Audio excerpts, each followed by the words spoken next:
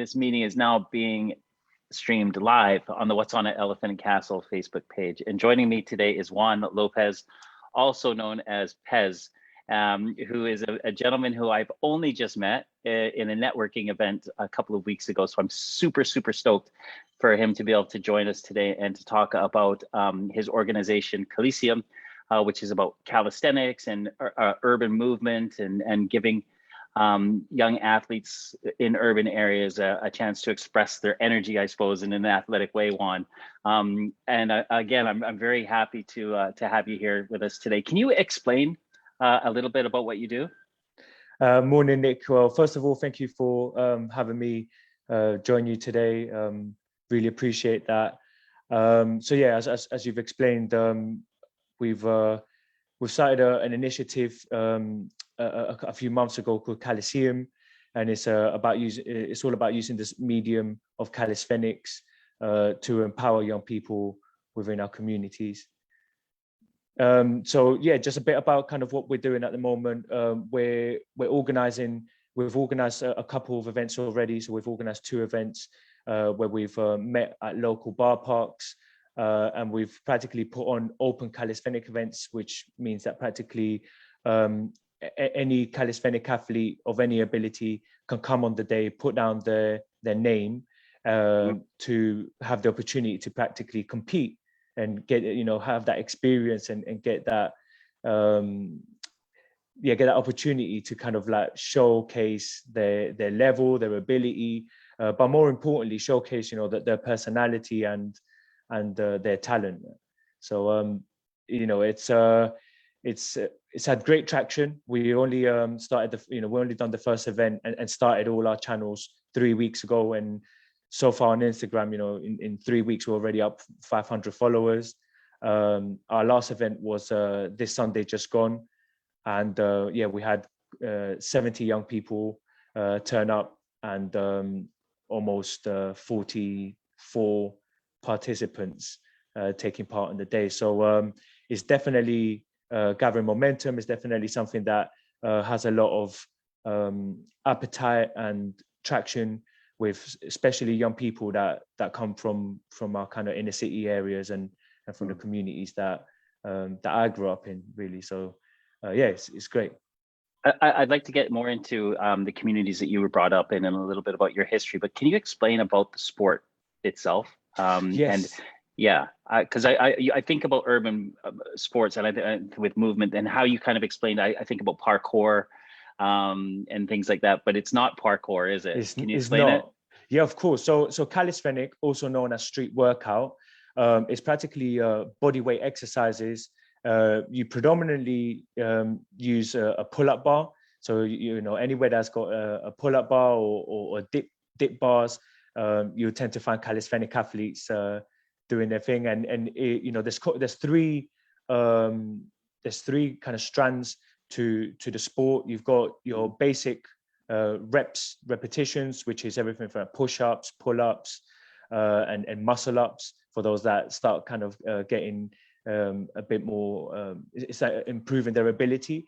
Then you've got statics, and statics, probably the most famous static that most people would associate with calisthenics is the human flag. So where guys kind of grab themselves onto a pole and hold their bodies vertically straight, and that's probably the most iconic calisthenic movement. And when I kind of say human flag, most people tend to be like, oh yes, we know what you do. So that's statics there, but static also involves things like handstands, elements of gymnastic movements like planche, levers, and there's a whole other range of it. And then the most advanced and kind of elite form of calisthenics is dynamics, which is also known as freestyle. And that's more kind of acrobatic and acrobatic movements. So this is where the guys will kind of like swing off the bar, and then they'll fly up in the air and twist and do tumbles and karting and just amazing eye-popping kind of feats, really. And it is quite progressive. Reps is that almost your entry level where everyone will start with, and then once you kind of get strong enough, then you build up with statics, and statics is really conditioning your whole body to learn to work as a unit, as a solid unit in unison. So all the muscle groups really engaging and contracting at the same time, which takes some effort, and that's what I'm trying to learn how to do now. And then freestyles, yeah, once you're kind of like really well conditioned and you're quite experienced in the sport, that's when you then start venturing into freestyle. So yeah, that's kind of calisthenics and what the sport entails. It's quite an urban at the moment. I mean, we refer to it as a sport, but in all honesty, it's not a recognized sport as such, because there isn't it isn't regulated. There isn't a federation, and there isn't a set format. And that's one of the things that we're keen to explore through Calisseum and through the people that are supporting us and putting together Calisseum to be able to make a recognized sport. But at the moment, it's probably better described as an urban subculture or an urban movement. So that's kind of how we are explaining to people, what it actually is at the moment. That's exciting, man, because you think about how skateboarding started, and that had no recognized body. That was a bunch of kids skating around empty swimming pools in California. So this is really exciting time for you. Yeah, but I'm wondering about the history or the origins of calisthenics, the way you described it, because I was looking at some of the videos and Instagram. It seems to be a lot of military guys doing stuff like this. Where did it start?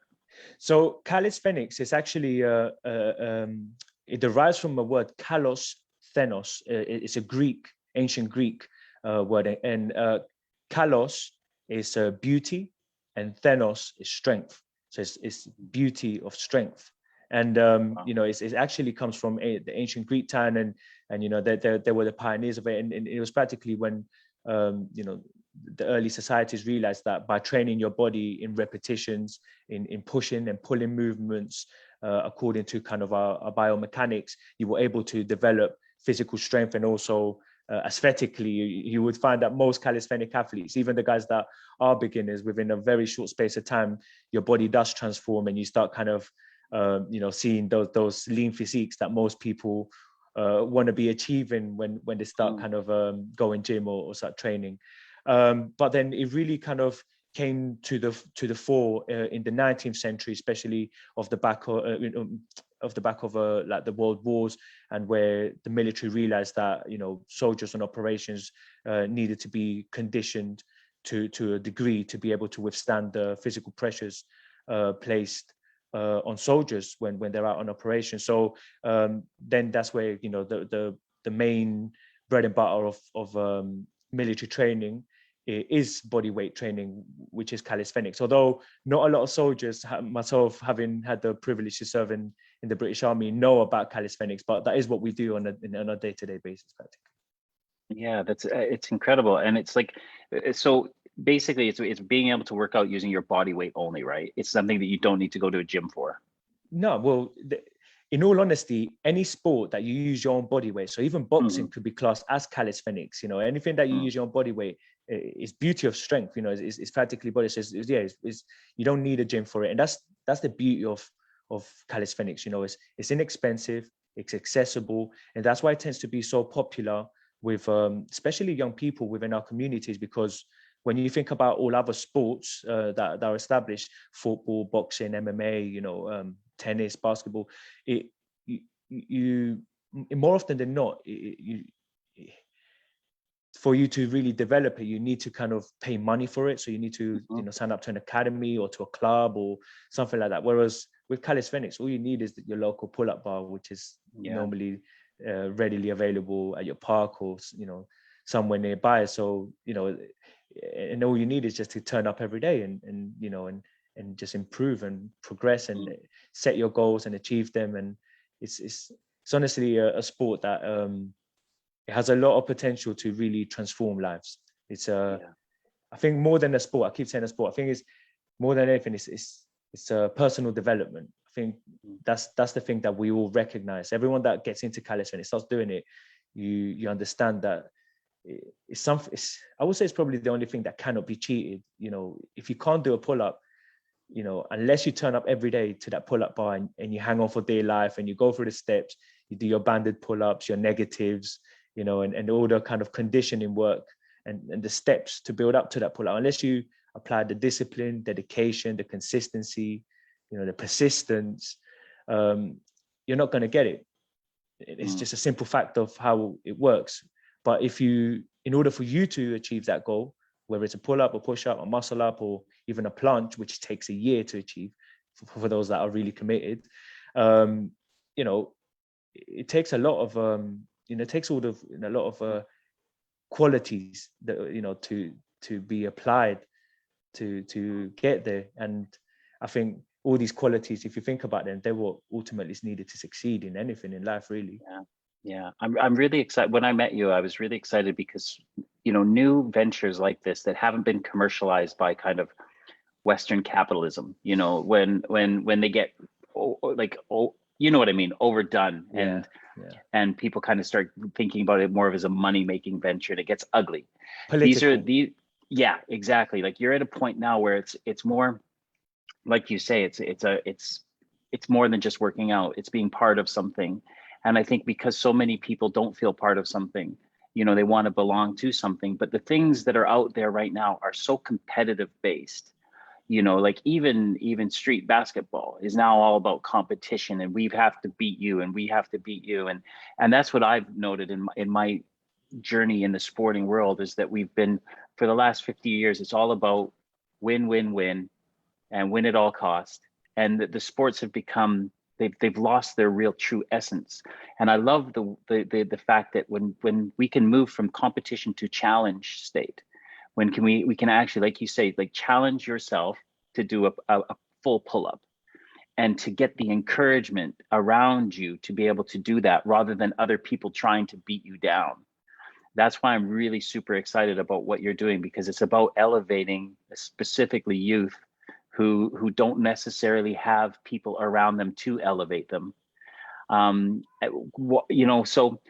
it's great that you've got this new we won't call it a sport, but this new movement, this movement of challenge, of body challenge, mental, spiritual.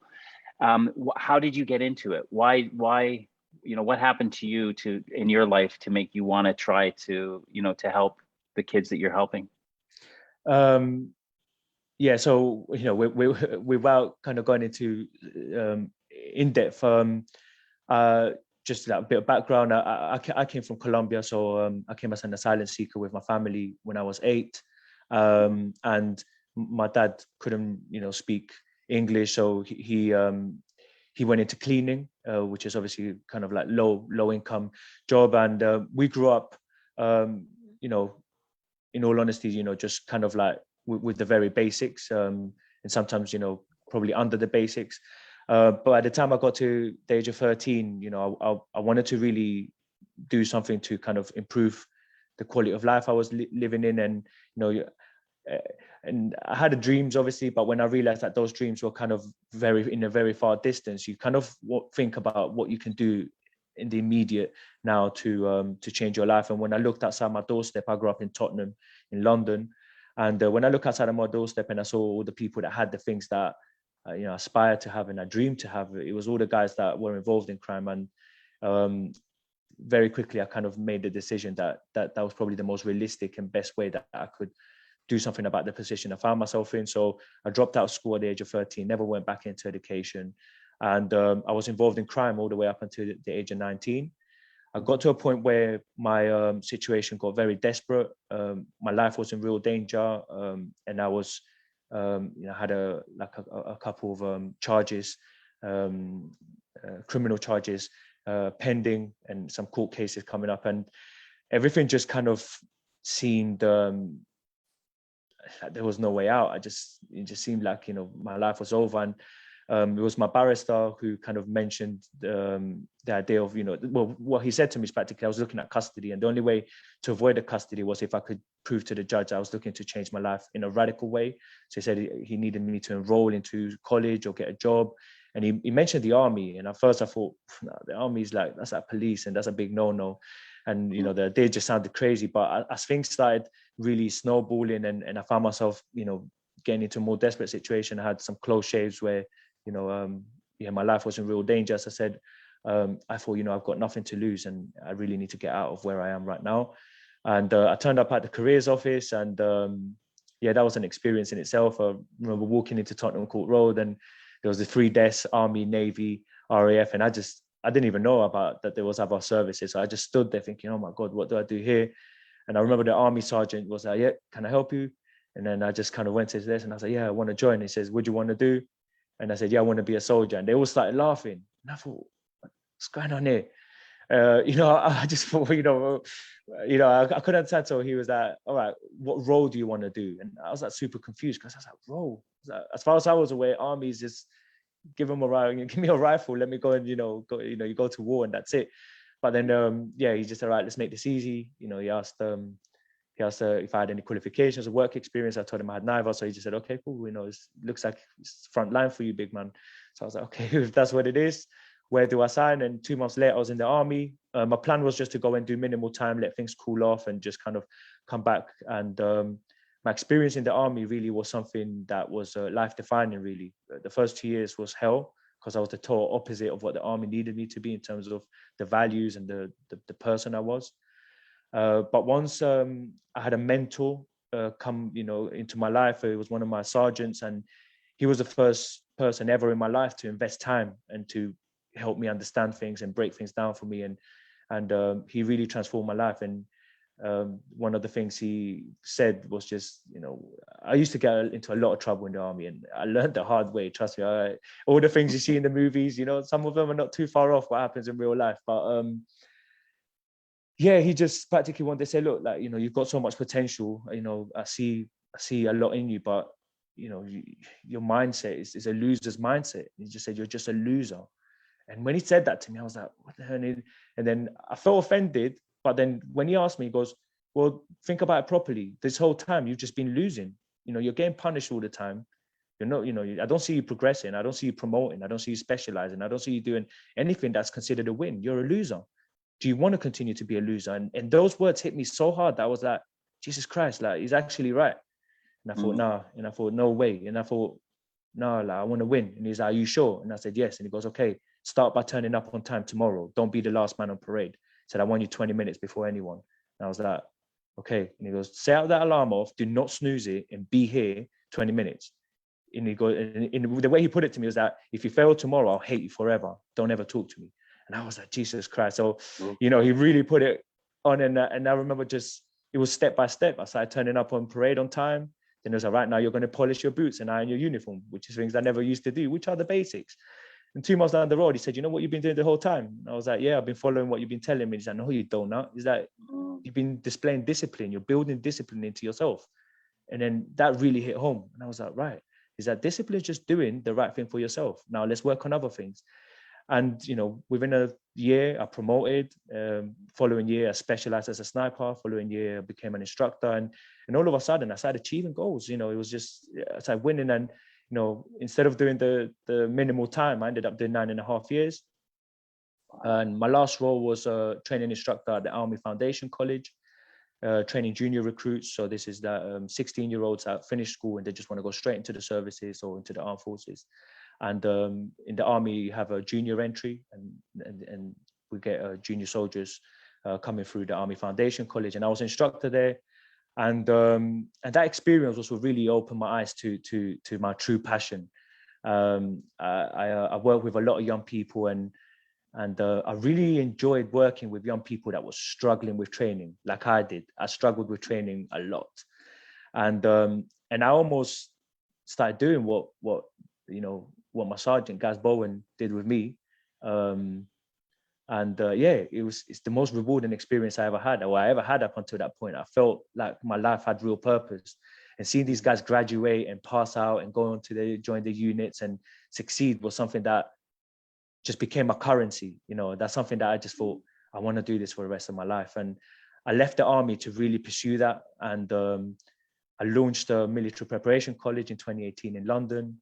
And that was amazing. We transformed a lot of lives there. We helped a lot of guys get out of crime, guys that people giving up hope with, and, serial offenders and branded as hard to reach or disengage. And it wasn't that. It was just no one ever put the time in to kind of help them and listen. First of all, listen. and then try and help them with their aspirations. Everyone's too busy telling them what to do, but no one's understanding what they're actually wanting to do. And that's something I learned through this. And that then, really is what then, further developed this kind of vision. Steel Warriors then presented me with an opportunity to come and work with them. They're a charity that collect knives from that get taken off the streets, then melt them down and build outdoor street gyms. And that was my first exposure to calisthenics. This was beginning of 2020. And, I didn't have a clue really about calisthenics. And when I started getting out to the bar parks that Steel Warriors built and meeting the community, engaging with young people and meeting just the wider calisthenic community, I just knew I found home. I knew I found home. Is like I belong here. And now I'm just I'm certain that I'm now just honestly fulfilling my life purpose. So yeah, that's the journey really. Dude, that's the journey, man. You had me every single word. You got it. Thank you. Wow, what an amazing story. Thank you so much. Whenever I hear truth, and I'm not ashamed to say this, okay, because I know about masculinity and tough and tender aspects of being a man, but whenever I hear truth, Juan, my eyes water up. Man. And they're going right now, man. They're going right now. I'm humbled, honestly. Thank you, dude.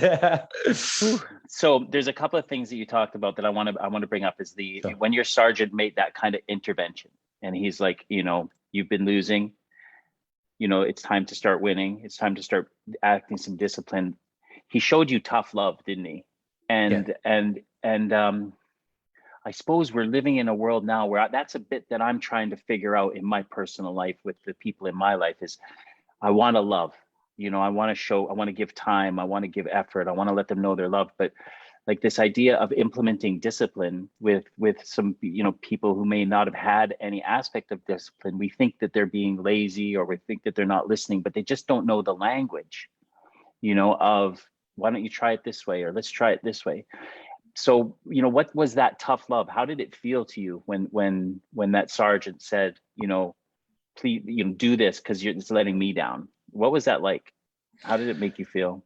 I think it was just more of a realization that, it was quite straight to the point because there was no hiding. It was just, he just pretty much, it felt like almost like a slap in the face, to say like, well, what are you getting out of what you're doing? And I think that's what it was. It was, now that I've kind of had the opportunity to work with hundreds of young people, I've come to learn that there's two ways of really getting through to young people. You either ask what they want and listen to what they tell you in terms of what they want to achieve, where they're trying to get to. A lot of the times, I think as adults, we believe especially if we've had a measure of success and we feel we've done well in life, we feel almost entitled to guide people and not recognizing that our journey is very unique and very different to other people's journey. So sometimes you need to ask and find out, okay, what is it that you want to do? What's your vision? Where do you see yourself? And sometimes, in most cases, young people won't actually have that. So then you reverse engineer that and you say, okay, what don't you want? So what do you want to avoid? What's the problem you want to, you're trying to solve? Where is it right now? So, maybe my sergeant could have said, well, what do you want to achieve? And I couldn't have told him that what I wanted to achieve because I didn't know. But one thing he did say is, well, what do you not want to be? And he very quickly put it like, do you want to be a loser? And I was like, no, definitely not. No human being wants to be a loser. So sometimes I think it's just a case of just almost bringing someone to that realization point, where do you want to go or what do you not want to do? Either way, it gives you a direction. It gives you almost like a goal, a purpose. And that's the thing I've mainly focused on. Any engagement I have with any young person is I want them to walk away with a goal, with some kind of insight to, okay, I more or less need to go this direction. Because once you kind of set a target, whether it's not be a loser, whether it's make £1,000, whether it's lose weight, any goal, improve a relationship, immediately give someone purpose. And as soon as you dial in that goal, is the way I explain it to young people is almost like a sat nav. If you don't put in a postcode, if you're in your car, you sit in your car, you don't put in a postcode, three things will happen. You stay where you are, you drive around and you go in circles to come back where you started. If you go far out enough, you're going to get lost. But the moment you dial in a postcode, even if that postcode is all the way up in Scotland, you get a route. You know where to turn left, you know where to turn right. And even if you're in traffic and nothing's happening, you're just sitting there, but you know where you're going. And, and that's why I explained to this. I said, goals are super important, because what a goal does really and truly, and this is what I've learned in my personal life, and what helped me get out of the struggles I've had in my life, is a goal creates forward momentum. And sometimes, it could just be a goal where you say, okay, I'm achieving a pull-up, but that forward momentum sometimes can carry you so far in life and way beyond that pull-up, that next thing you know, you're creating something like, a movement, an initiative, or you're starting your own record label, you're becoming a rapper, a footballer, you're starting a new business, a clothing line. There's guys, you've got a guy from Gymshark who built, a £1 billion company in the space, in under 10 years. So, there's a lot of people achieving amazing things, but it all starts with someone just spending the time, really. And that's what Calisseum really is about. Calisseum is about coming together in the name of fitness and well-being, and athleticism, healthy competition, because it does bring out the best in human beings, healthy competition. But at the same time, is that camaraderie, coming together. We all recognize the journey. We've all worked for our first pull-up. We all worked for our first muscle-up. So we would never shoot someone down that's trying. We love people that are trying. We love beginners. I'm a beginner myself. I've been doing fitness for a very long time by calisthenics. I've only been doing it a year. I picked up quite quick because of kind of a little bit conditioned. But there's guys that come and pick it up in 6 months, and they're getting some. I've known guys right now in the community that have been doing it at the same time as me, and they're on the verge of breaking into the elite bracket of calisthenics. Wow. And these are the young guys that are super talented. And my big question is, so these guys ultimately are athletes. They're urban athletes. They might not be, the traditional athletes like football players and basketball players, but nonetheless, they're athletes. And my question is, why are they struggling to get the same opportunities, as in terms of getting paid to do what they love doing, the same as every other athlete? And that's kind of what really and truly sparked Calisseum, that question there. And what I want to aim to create with this is a platform that urban athletes can have the same opportunities as every other athlete that's out there in any other sport, in any other kind of discipline, where they can get paid to do what they love. And that's a pathway of success right there. And that's something that's really appealing to young people. If you think about their aspirations, a lot of young people want to be footballers, rappers, boxers. Why? Because society depicts that as success. You see footballers on Lamborghinis, you see Anthony Joshua on private jets, you see rappers with £30,000 gold chains, and young people aspire to that. They want to have that. And what I want to create with calisthenics is I want to get guys to just shine, to just become superstars, calisthenic superstars, so that the younger generations coming behind them can look up and be like, calisthenics is a pathway, it's a real way that I can do something with my life. And the beauty of it is I don't need to sign up to no club. I don't need to break the bank. All I need is that pull-up bar, and I need to turn up to that pull-up bar every day, work hard, get to the right level, and I know I will be there. And that's our dream. You talk about, it's a beautiful dream, and I think it's going to be a reality. I think that whenever something with purpose and passion comes behind it, you're going to succeed. But the thing that you mentioned is this coming together. And I was thinking about your story, and it's like, the involvement in gang life is more a lot for a lot of youth. It's so they can feel connected, when they're in home, maybe dysfunctional homes or broken families, they feel connected. Then you went to the military, again, connection, and now connection through calisthenics. And I think that, it's really, whether they're going to be the elite calisthenics, they're meeting people, like-minded people, they're being connected. And that for me creates accountability. And when I'm connected, I can be vulnerable. I can say, hey, I'm having a bad day, guys. Can lift each other up. But more, it's this accountability thing. And that, in my story, that's what, because I played, team sports, and I was always accountable in that team sport. And when I stopped playing that sport, I lost all my accountability.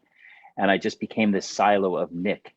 And I had to achieve certain things because I was so scared of failing and not being seen a certain way, that I was doing improper things to get that.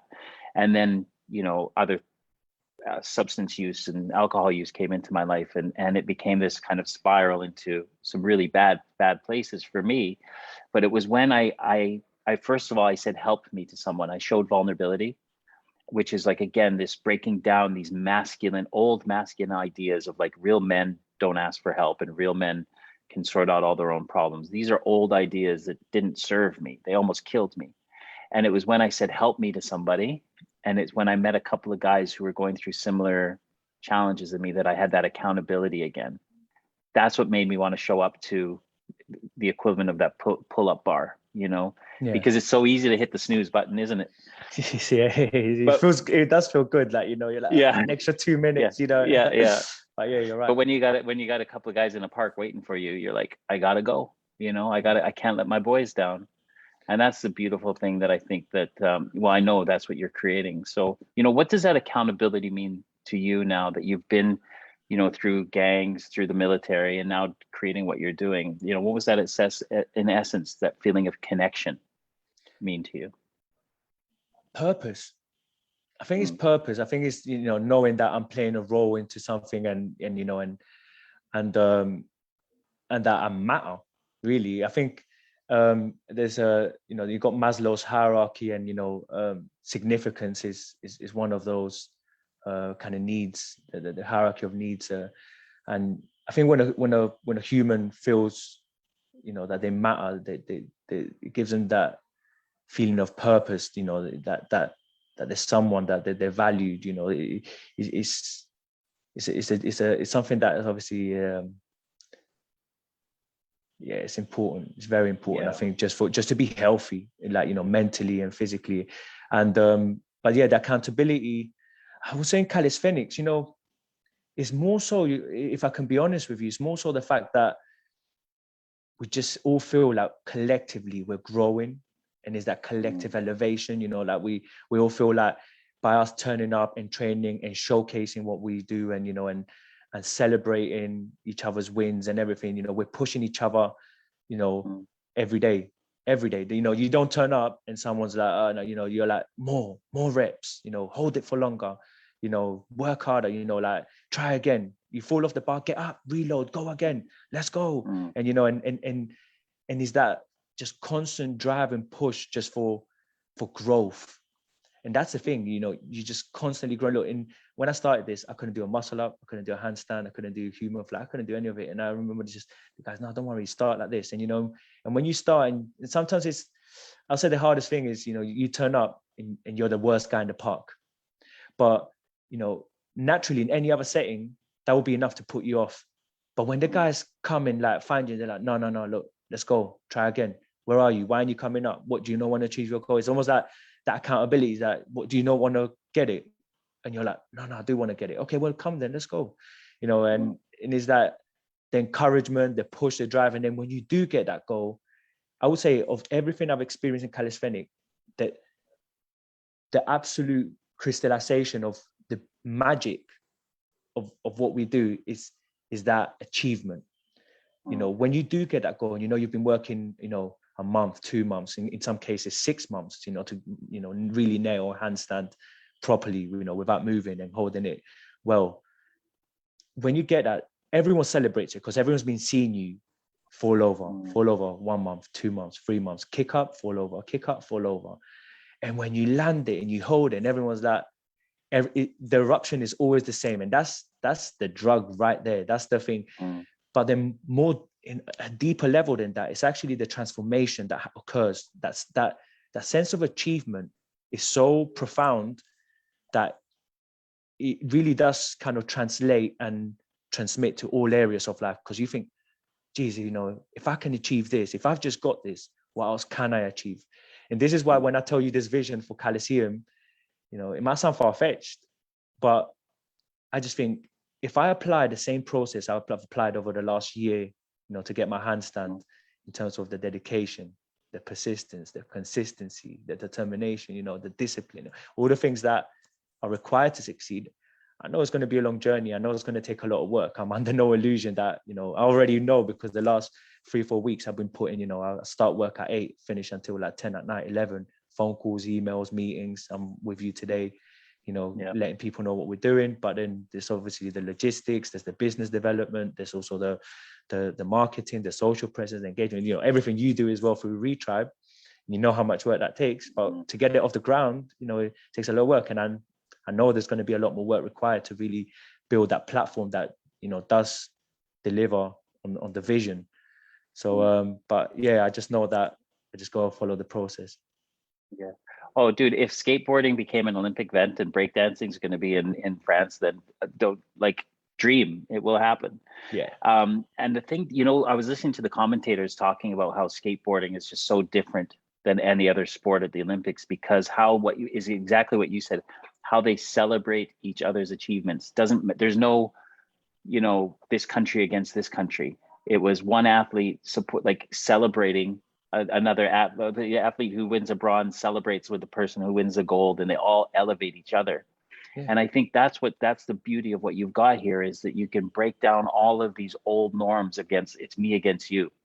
It's all of us, just to succeed, which is beautiful. Yeah. It's recognizing the journey, really, isn't it? Recognizing the process of you know how hard you got to work to nail that trick.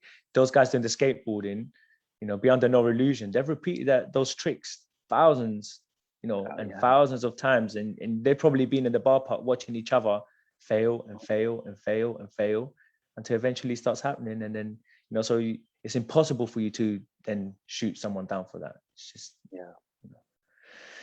So, okay, how does your organization work? What are the age brackets?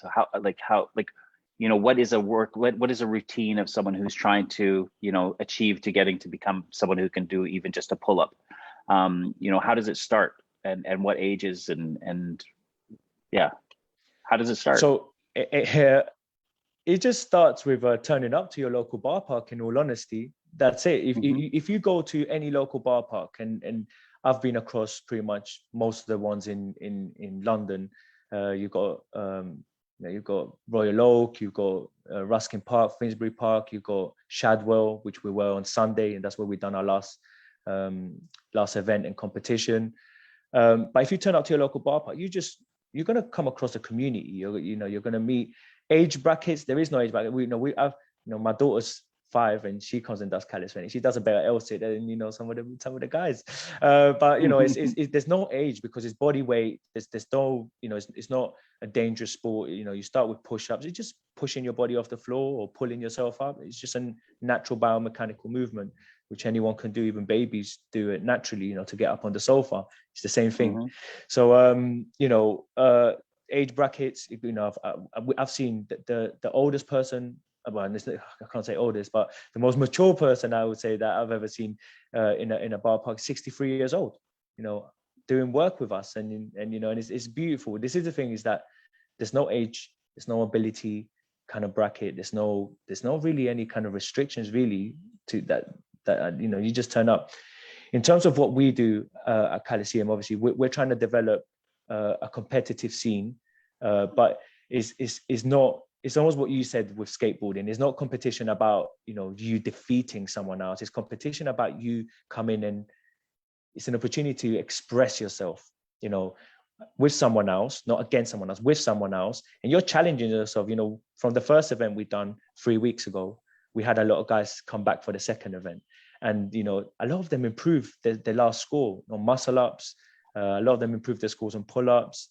We put a couple different categories in the second time round, and the guys loved it. But yeah, it's ultimately just coming together to really kind of express yourself, showcase your talent, your personality, and through that, there's the way we kind of want to take is with Calisseum, there's 2 entities. We're in the process of incorporating a charity, and the charity is the main purpose of it is because we want to build an indoor calisthenic gym in London, which doesn't exist. And that's something that is really needed, because at the moment, calisthenic athletes don't have a safe space to train. They only have bar parks. And some of the stuff that they're doing is quite dangerous, especially when you start really, going up to the elite level. And, there's athletes that injure themselves. And one of the things we've seen is that we definitely need a facility that it becomes a hub and a home for the calisthenic community, but not just for the calisthenic, but for young people to come together and have access to a space where they have positive influences and a break from the negativity that sometimes we live in, especially guys that live in the inner city estates. It's just everything's negative, fear and stress and frustration and just everything that comes with living sometimes in the areas. But so we want to develop that with a foundation, and then there's Calisseum Limited, which is a sports media company, and that's the one with the creating to really create the opportunities to get the guys, build the guys that platform to really elevate. But yeah, with the two, that's ultimately what we're doing. The facilities it's all about bringing young people in, doing personal development, having that mentoring, that coaching. We're developing personal development programs associated with calisthenics. So it's all about teaching young people how to achieve goals through fitness. So putting a goal that they know they can't achieve, giving them the training program, having the coaches there to support them, but more importantly, supporting them mentally and showing them the key principles. So we've developed a program which is centered around 7 key principles that helps them understand what they need to do to apply themselves and see through on their goal. Because that's the magic right there. Once they achieve that goal, the sense of empowerment that they get from that is when they really start growing that confidence and belief. Okay, if I just done this and it took me 2 months, what else can I achieve? And then we want to be in a position to present opportunities in either education, employment, or enterprise.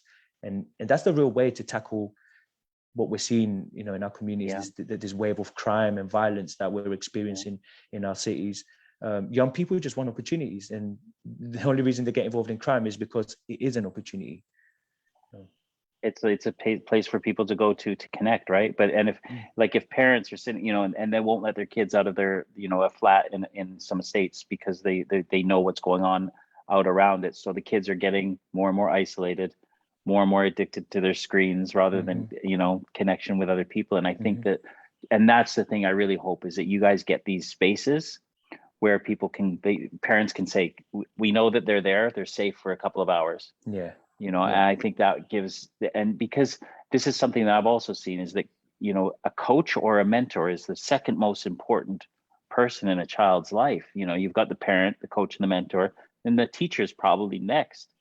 And that's what a lot of children are missing, is this coach or mentor who can guide them, because the language that a coach or a mentor uses is different than what a parent uses. And their frequency of tuning in to a parent is a lot different. When they see someone like yourself, doing a flag, is it a flag stand? Human flag, a human flag, like, they're going to listen to you differently. Definitely. So I love that. And so just briefly, like, are there different exercises then, or is there set exercises, or can you make them up? Or like with regards to the program that you have, is it kind of like what are the different exercises? I mean, as I said, most people start with basics. So like, repetitions, pull-ups, dips, push-ups, rolls, leg raises, just your bit plank. So it starts with that, but then obviously as you progress through abilities, then you've got then your statics, as I mentioned. Well, it depends on when you say what are the different exercises in terms of like exercises we use to set as goals for young people. It's actually for the young person to decide. Obviously, we do guide them. So if a young person that's never done any fitness wants to achieve a planche, you're talking like 4 or 5 levels up. So we'll say, okay, right, cool. If that's the planche, that's probably going to take best part of like maybe 2 years to get. Right. So let's start with getting the first step towards a planche, which might just be getting a really good push-up, and that might just be the goal for the first 2 months, because they might not even be able to do the push-up. So then that's how we start. So that a lot of the young people do want to shoot straight for the amazing thing. I want to get a plan. I want to get 360. I want to get the amazing moves, the human flag straight away. And I'm like, okay, cool. That's fine. Let's get that then. The first step for that is this humble bit here, but let's get this one out of the way. And just that process to get to that first step, that's it. That's all we want. That's all we need. Because that from there on, the rest just kind of happens by itself. Young people just run away with it, really. I'm super, super excited for you. I'll Thank you. call you Pez. I'll call you Pez. Yeah. So how can we've kind of coming to the end of our time now. How Yeah. can people get in touch with you?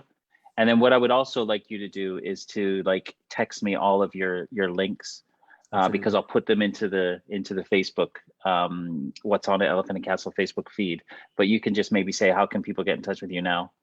Yeah, so our main online presence is on social. It's on social media. It's on Instagram, and the Instagram handle is @_Calisseum. So that's CALISSEUM